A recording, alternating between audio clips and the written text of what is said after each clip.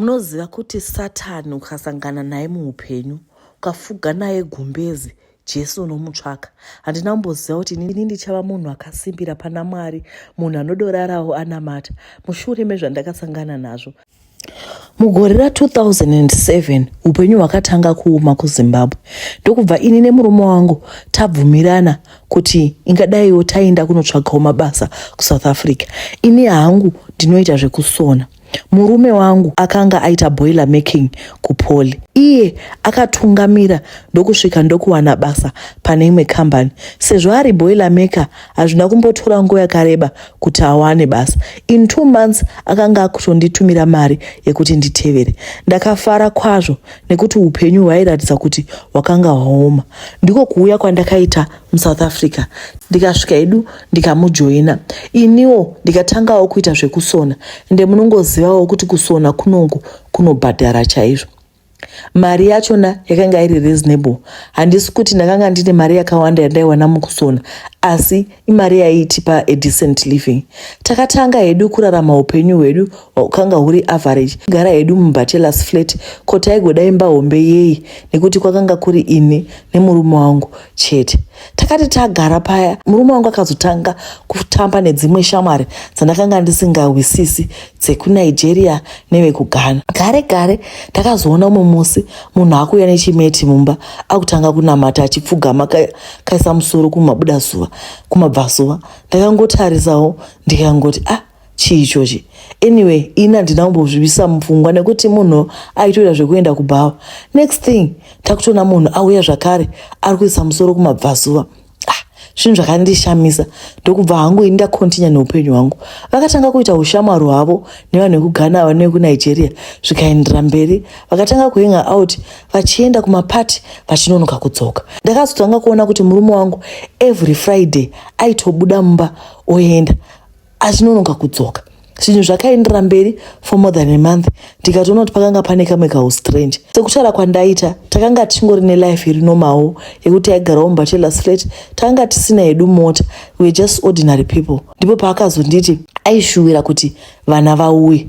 Ini ndakafarawo kuti taizotanga kugarawo tose semhuri. Vana vakabva vauya. Vana vauya paya, vana takavatsvakira nzvimbo. Tikaratidza kufara nekuti upenyu hwedu hwakanga hwakuenderera mberi. Takabva tamuvha tikabuda mubachelor's flat nekuti takanga tine vana vaviri, wani musikana wani mukomana. Ndokubva upenyu hwaenderera mberi. Tamuvhira mu3 bedroom flat. Takutogara muflat muya, iye achienda kubasa, asi every Friday aenda neshamwari dzake maNigeria aya, odzoka zvakare otora chimeti chake opfungaidzira. Iye zvino akanga akupfungaidzira, opfungaidzira apedza opfugama akaisa musoro kumabvazuva onamata.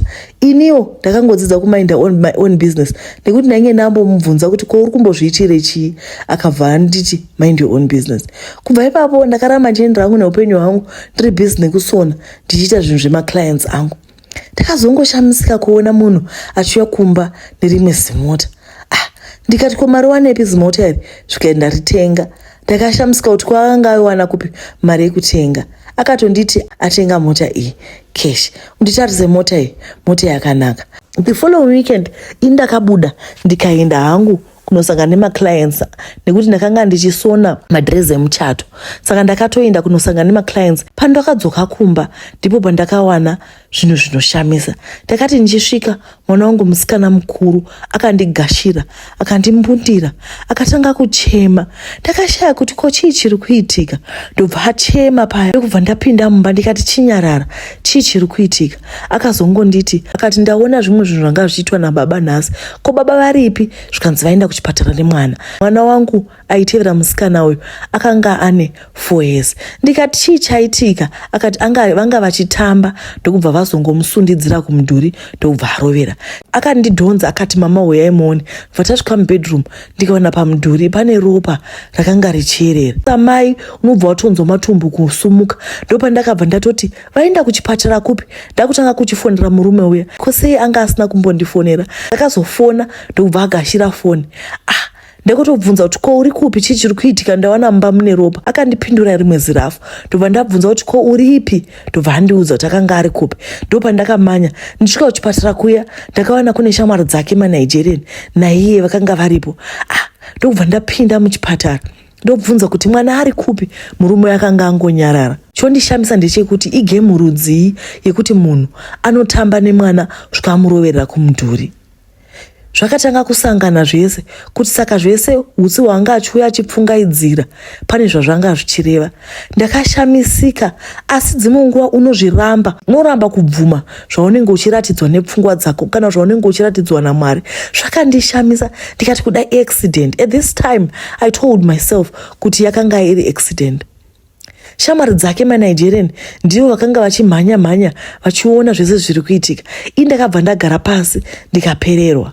Dokta vakauya vakakumbira kutaura nevabereki vemwana.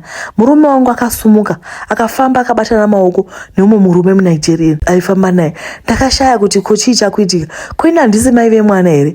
Ndokubva ndatevera, ndopa ndakazoti dokta ndini mai vemwana.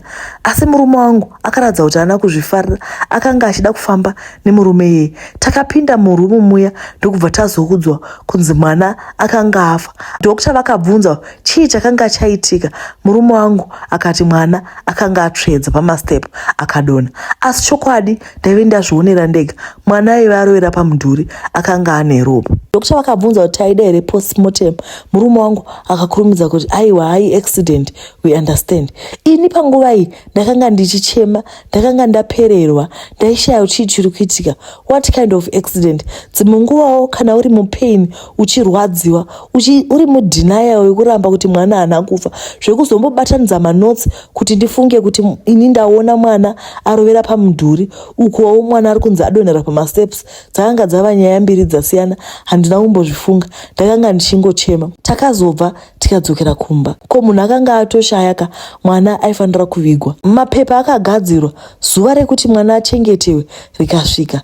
Kofini rake rikaunzwa kumba kuti rirarewo kumba. Shamwari dzangu dzandanga ndinadzo dzikauya dzikazochema neni, uyezve mhuri yangu ikabva kuZimbabwe ikauya ikachema neni. Asi pane zvinhu zvakaramba zvichiitika zvaindishamisa. Chekutanga ndechekuti shamwari dzemurume wangu dziya dzakaramba dziri mupicture, ende vakanga vachibata basa vachimeka sure kuti zvese zvakanga zviripo zvese. Kana ndichiti zvese ndiri kureva kuti kofini, chikafu, handina chandakamboorganiza, maruva, zvese zvanga zvakarongeka. Ende ndakanyatsoona kuti isusu takanga tisinga afford zvinhu zvese izvi. Mwana akaroverwa kumusi kumudhuri mushure mekunge jipu yawo yakomba. Ndakaramba hangu ndichichema, ndopa ndakazonzwa kunzi kofini raifanira kupinda mubedroom. Ini handina zvakare kuita mubvunzo. Kofini rakapinzwa mubedroom, izvo vane zvavakanga vachida kuita. Vakazopinda iye neshamwari dzake vakavhara dhoo, ndokubva vatanga kuita zvavaiita. Ina hangu ndakanga ndakagara mudining, ndakazosumuka ndichinopinda mubedroom. Ndakatoita zvekunoka achida kupinda mubedroom, vakabvunza kuti ndiani, ndikati ndini. Murume wangu akati mbomira, ndikati aiwa ndoda kupinda. Saka ndakaramba ndoita noise kusvika vazondivhurira. Ndipo pandakapinda ndikaona mumbamo muchipwipwitidzwa zvinhu zvakawanda, zvikandinetsa kuti zvii zviri kuitika.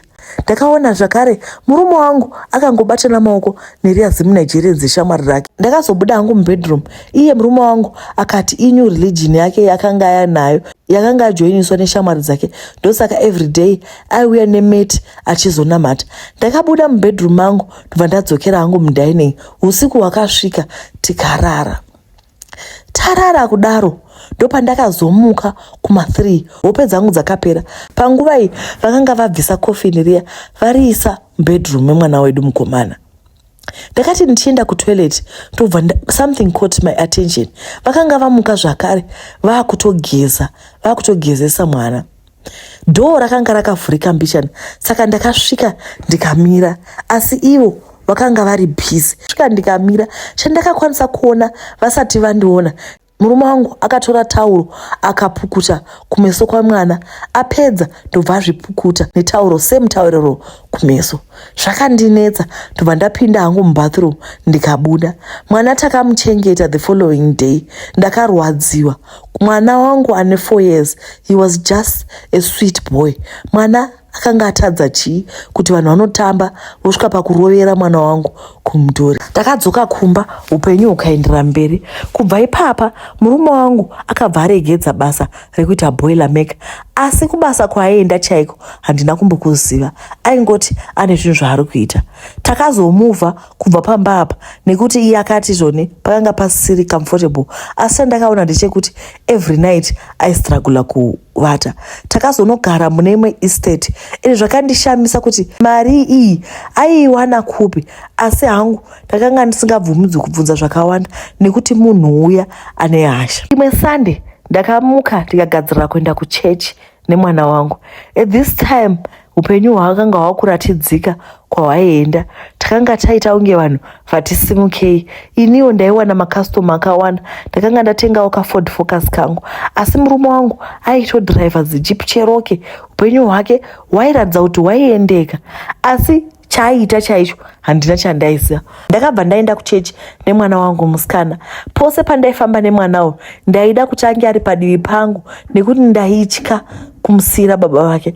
On this Sunday ndakanga ndine client yandanga ndasonera zvinhu, but akanga ane event, saka inini ndakatobuda mumba ndikakangamwa madress aya ndandasona mumba, ndokubva ndatoenda hangu kuchechi. Ndichingosvika kudhore pachechi ndipo paakandifonera client kanditi ko madress mauya nawo here. Ndikabva ndatoti maiwi ndakangamwa, asi rega ndimanye kumba ndinowatora kuitira kuti ndikwanise kubata nguva yeservice. Ndakamanya kudzokera kumba. Chandawa kuti muzive ndechekuti every Sunday murume wangu aiswera nezimuNigerian riya zeshamwari rake, vaiswera vose. Every Sunday ndaitomuwana ari kumba. Ndamhanya kumba paya, ndakati ndisvika kumba ndawana dhoo rakashama, ndokubva ndatosvika ndichipinda. Ndakasvika ndikaona zvandisati ndamboona. Ndikaona murume wangu nezeshamwari rake zemuNigeria riya vakarara vese. Ini ndakanga ndichigara naSatanini. Ndakavhunduka, ndakaramba ndakamira, handina saundi yandakaita, ndakapera simba. Munoziva zviya zvekuti mabvi anopera simba. Ndakamupera simba, ivo havana kundiona. Ndakangofuratira ndokubva ndabuda ndikanogara mumota mangu. Ndakazowana hangu simba rokubva ndikaenda kuchechi, asi kutaura ndakanga ndisingakwanisi. Pasta vakapinza chechi, hapana chandakanzwa. Ndokubva chechi yapera ndokudzoka hangu kumba.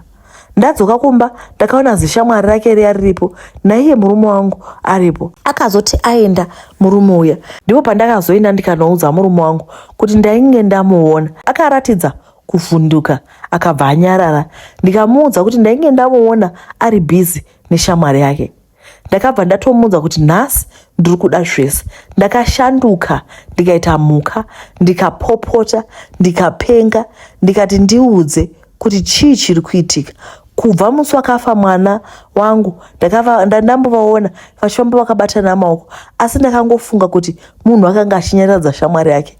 Ndakapenga ndikamuudza kuti ndakanga ndichizomuexposa, ndanga ndichizomuposta, ndanga ndichizoudza mai vake. Saka ndaida mhinduro ipapo. Ndipo paakapfugama akati ndiregererewo mukadzi wangu, akabva achema. Ndakashamisika kuti murume mukuru anochema, achichema chii. Ndokubva azotanga kutaura kuti kubva paakasangana nemaNigerian aya ndivo vakaita kuti mwana afe. Iye aifanira kusacrifice mwana nemaoko ake, ndokwaibva mari yose yaakanga anayo. Uyezve vakanga vapiwa mhiko dzekuti iye aifanira kurara nemuNigeria uyu. Kwekuenda chaiko kwakanga kusipo. Munoziva kuti dzimwe nguva kana tikasangana nemaproblems tinoshuwira kuti tiwane kwekutiza tichienda, asi dzimwe nguva kwekuenda chaiko hauna. Unoramba uchigara pamba apa nekuti hauna kwekuenda. Ndizvo zvandiri kuita. Pari zvino ndinogara pamba apa. Iye ari kuramba achiendera ake mberi neupenyu hwake nekuti akandiudza kuti akanga asiri mupozishini yekuregedza, nekuti akaregedza aizopenga. Zviripo iye zvino ndezvekuti anorara bedroom make, ini hangu ndorara bedroom mangu, nekuti this is my home also. Ndipo pandinogara. Vamusiwo moyo wangu wakasviba. Ndipo paperera nyaya yedu. Madzimai ari kusangana nezvinhu zvinorema mudzimba mumarriage yakaoma. Ndinoti kwamuri sorry, pepa sisi wami. Shuwa Mwari ndiye anoziva, Mwari ndiye oga anogona kunyaradza. Kadai munganyaradziwa. Handikwanisi kuvaudza kuti bvai kakumba uko. munhu anozvigarira nekuti munhu anenge ari pamba pake hatingavaudzika kuti budai tizai mhondo yamurugara nayo, asi tinohlira mwana musikana anoteverai kuda ndiye next victim. Ingadai Mwari akuwanirai nyasha. Ndatenda.